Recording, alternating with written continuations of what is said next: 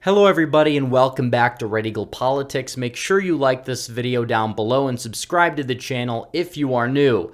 So let's get this over with. Last night was abysmal. It was abysmal for the Republican Party. Yes, they are going to more likely than not retake the House. They are also still in the fight to retake the Senate. There's still a chance there. Arizona, Nevada currently 50-50 in both.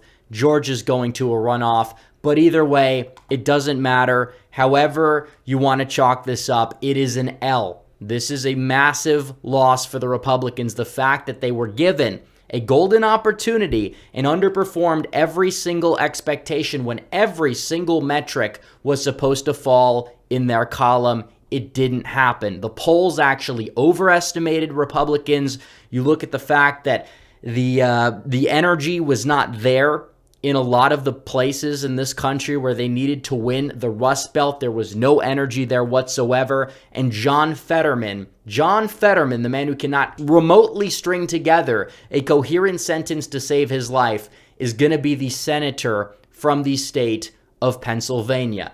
Absolutely an abysmal night for Republicans, no matter which way you try to spin it. There is no sugarcoating this whatsoever. My predictions were horrible. They were garbage. I take responsibility. Given all the metrics that we've analyzed and comparing it to past elections, by every single metric, whatever happened last night, I don't understand how you could have predicted it, but nevertheless, Republicans just didn't show up in a lot of these places. Now, the red wave was not completely non-existent. It did hit certain parts of the country. It definitely hit the state of Florida. Marco Rubio won by almost 20 points. And in the governorship, as you can see here in the state of Florida, we'll go to the state of Florida right here. Ron DeSantis won in the state of Florida by 20 percentage points over former governor Charlie Crist. He even won Palm Beach County, he won Osceola County, he won Miami-Dade County by double digits there. Florida, it was a red wave in Florida. It was a red wave in the state of New York. Even Lee Zeldin getting roughly within 5. He might get within 5 when all of the votes are counted in the state of New York there. So he's doing very well. And there are down ballot effects. Republicans are flipping certain districts that Biden won by over 10 points. The DCCC chair for the House has lost his reelection bid, and a lot of people didn't exactly see that coming there. So the red wave hit parts of the country. It did hit Florida. It did hit New York. Arizona doesn't look too bad. Kari Lake is more likely than not going to win when all of the votes are counted. The Senate race there, Blake Masters has a chance as long as he keeps gaining in these vote dumps. He's down by 4, but there's a third of the vote left that is yet to be counted, and a lot of those votes are going to go in his direction. The question is there enough math there? Laxalt leads in Nevada. Lombardo leads by more than Laxalt does. Lombardo is favored to win. Laxalt, again, 50-50. Right now, he's hitting his target in Clark County. It's under 6. He's doing very well in Reno, but there are a lot of votes left to be counted and tabulated, so we don't exactly know what the end result is going to be, and we won't know for quite some time. Georgia did go to a runoff, as a lot of people did anticipate very well could happen, but throughout the rest of the country, throughout Middle America, the results were awful, and Republicans got objectively shellacked.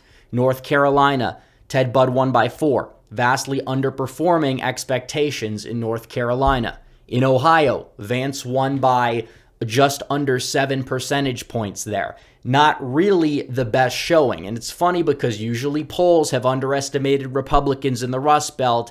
They tend to be a little bit more accurate in the Sun Belt. That is partially what the prediction on my end was based on. However, Republicans, for some reason, just did not show up to vote in very high numbers. Turnout was low all around. J.D. Vance got 2.1 million votes there. Tim Ryan got 1.8 million votes in the state of Ohio, which is a state where, as you can see here, Biden got hundreds of thousands more votes than Tim Ryan got. Overall, it was not a ridiculously great night for Democrats. Their turnout wasn't really that high, but this, massive energy that we saw on the Republican side, it just wasn't there. So, of course, people are going to sit back here and say, why did this happen? Which they should. I don't know why they shouldn't be asking questions.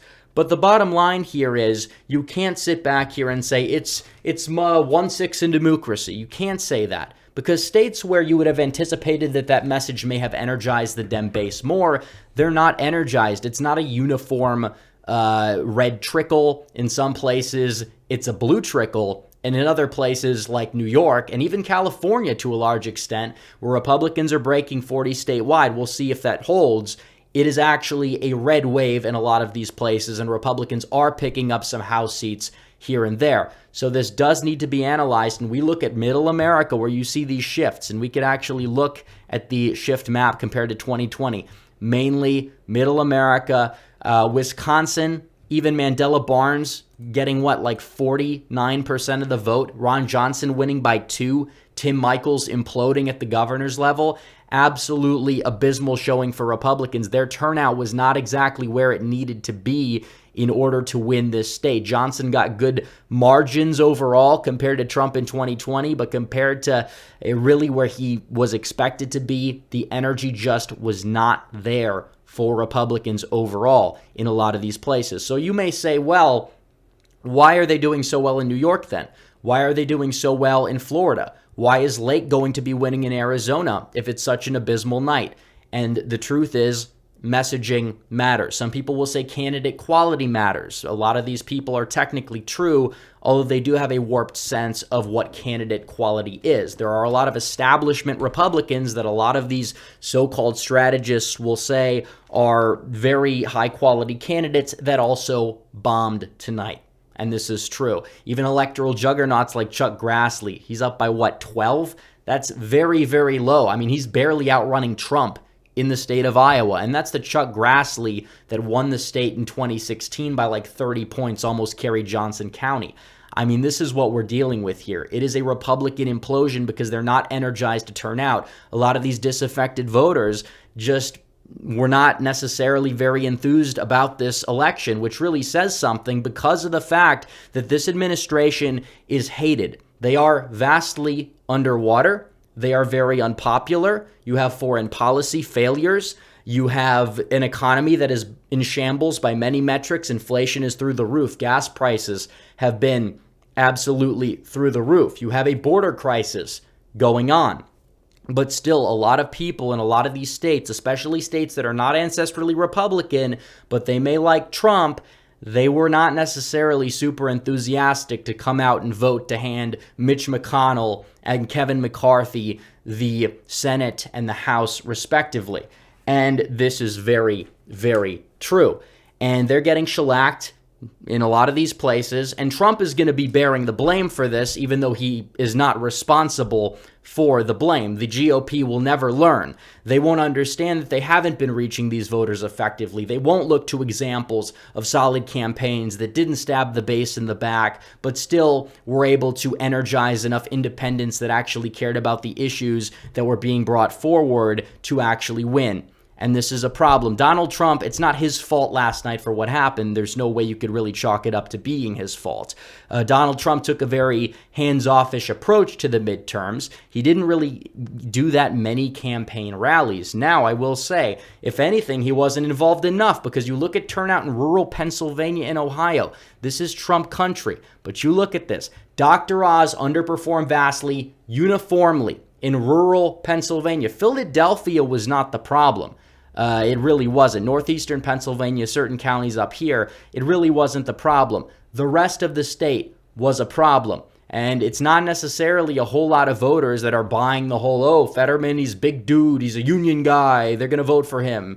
No, it has nothing to do with that. It's the fact that Oz didn't necessarily relate that well to energizing the base in rural Pennsylvania the way that Trump did or the way that we may have even expected him to do. They clearly were not inspired to vote, even if John Fetterman was the Democrat nominee, to the point where we saw this happen and Fetterman ends up walking out of Pennsylvania with a 4-point lead when he trailed the polls in a Rust Belt state. And this is a recurring theme. But you look at this, a lot of voters not turning out. But you look at campaigns like Youngkin's in Virginia. You look at DeSantis and what he's done in Florida. He's produced results. You look at Zeldin focusing on crime, bringing that to the forefront. You look at Kari Lake, did a great job with messaging in Arizona. They're actually staying on target. They're staying on message, and they're actually relating to the base. They're being competent. They're not running terminally online campaigns, and they're actually winning. And that is the recurring theme of the night.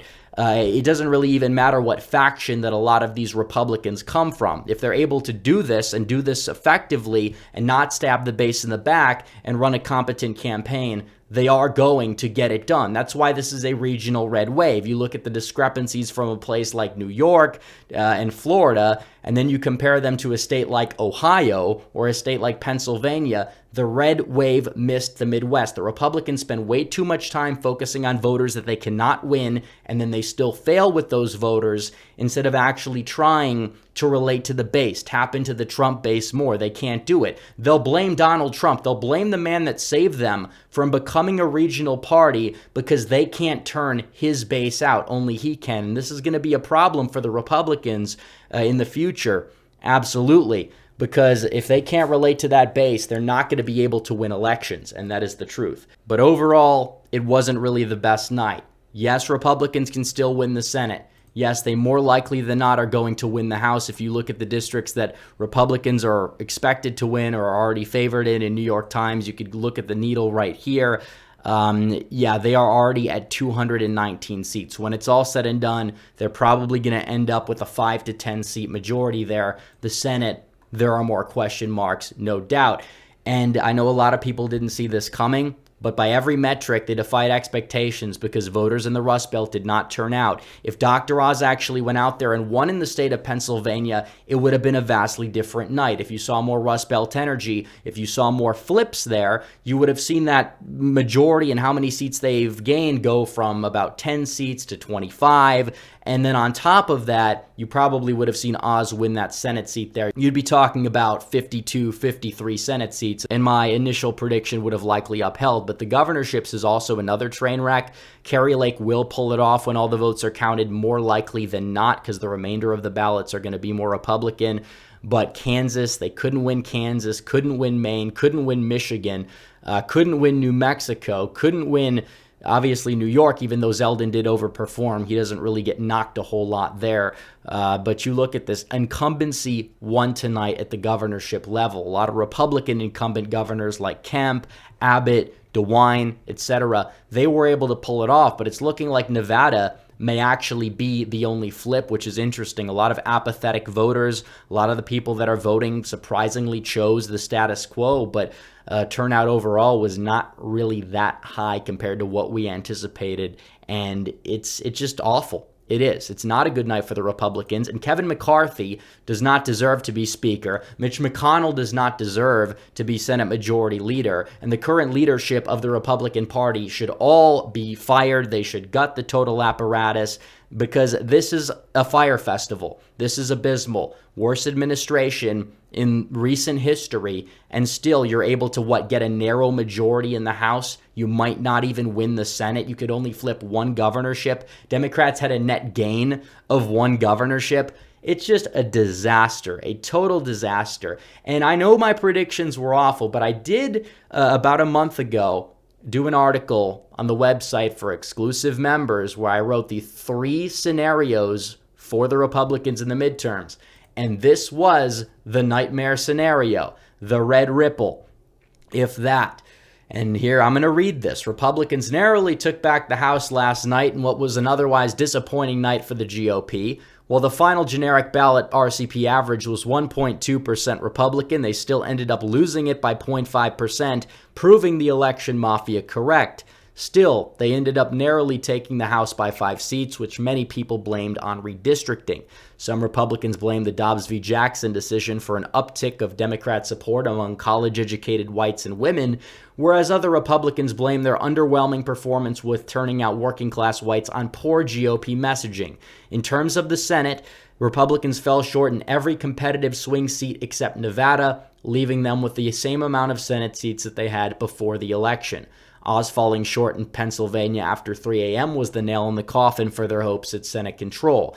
They also failed to flip a single governorship red except Wisconsin, while Democrats flipped Massachusetts and Maryland. Many members of Trump's base looked to Kari Lake's narrow victory as the silver lining of the disappointing evening, whereas others hoped that Trump's presence on the ticket in 2024 would bring an even bigger red wave as he outruns most Republicans in the polls. Many electabros and neo-never-Trumpers viewed this midterm as a mandate for why DeSantis' Youngkin ticket would be preferred, citing many of Trump's preferred candidates' underperformance compared to Youngkin's win in 2021 and DeSantis' sizable victory in Florida. Now, that is eerily accurate. I will say this, they didn't flip Wisconsin's governorship, though. They probably will flip Nevada's. That's going to be their net pickup on the night. But either way, that was a little bit of a scary foreshadowing there that I wrote back about a month ago.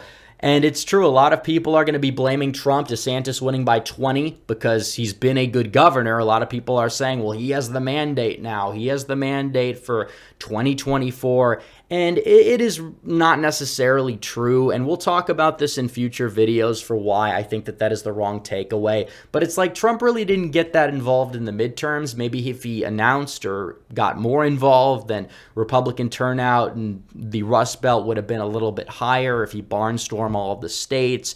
Yeah, I think it's possible Republicans would have actually done better and maybe flipped another seat or two. Absolutely. But beyond that point, a lot of the candidates that he endorsed in the primaries, because that will be the second retort from these people, a lot of the candidates that he endorsed in the primaries that ended up losing already would have won the primary if Trump did not endorse them. And the main critique for Trump's endorsements for the primaries is the fact that he's only really endorsing people that actually will win the primary, to the point where it's like, yeah, I don't think that Donald Trump endorsing certain candidates caused Republicans to underperform.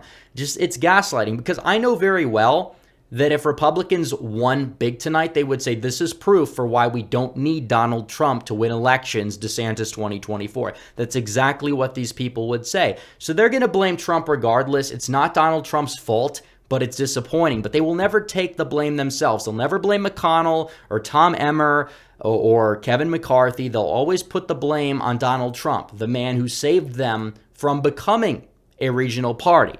But still, we'll see what happens. We're waiting on the Senate. Arizona, Nevada, those are going down the wire. Georgia's going to a runoff in December. We'll see what happens there. But a disappointment in the Rust Belt, a red wave on certain parts of the coasts, but an underwhelming night, even if they do manage to regain both chambers of Congress. So anyways, guys, thanks for watching this video. Like this video down below, comment down below, subscribe to the channel, hit the bell for notifications so you never miss another video. Follow me on social media. The links are all in the description down below. As always, guys, thanks for watching. Red Eagle, out.